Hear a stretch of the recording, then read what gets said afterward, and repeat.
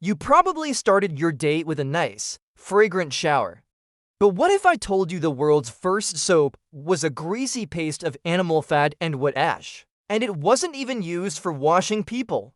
For thousands of years, the very idea of clean had nothing to do with germs and everything to do with appearance. Our ancestors' solutions to the universal problem of dirt demanded some truly ingenious and often disgusting solutions.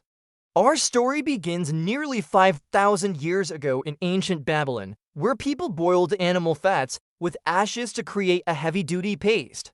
This wasn't for bathing, it was a degreaser for cleaning grease from wool before it was dyed. The most famous, if legendary, origin story for soap comes from Rome's Mount Sabo. As the story goes, rain washed melted animal fat and wood ash from sacrificial fires down into the Tiber River.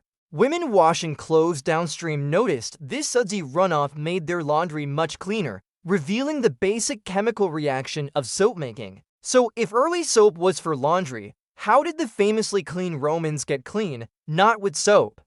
In their massive public bathhouses, they would cover their bodies in oil, get dirty, and then scrape it all off with a curved metal blade called a strigil.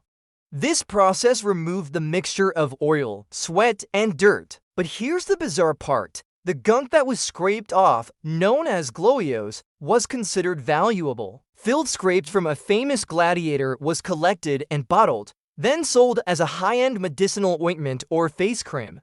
The Romans weren't alone in their strange habits. One of the most widespread cleaning agents was aged urine.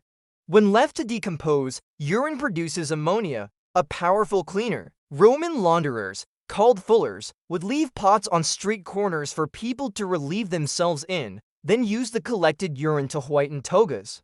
In public toilets, things were even more communal. People used a shared sponge on a stick, called a xylospongium, which was simply returned to a bucket of salt water or vinegar for the next person to use. For centuries, soap remained a harsh product for chores or a luxury for the rich. In 1791, a French chemist named Nicolas Leblanc patented a process that made a key soap ingredient cheap and easy to produce. But the biggest shift came in the 1800s when Louis Pasteur's germ theory made the link between being clean and being healthy undeniable. Good hygiene was no longer just about looking presentable. It was a matter of life and death, and washing with soap finally became the norm. It took centuries of human filth and ingenuity to get from a crude paste of fat and ash to the simple act of getting clean today.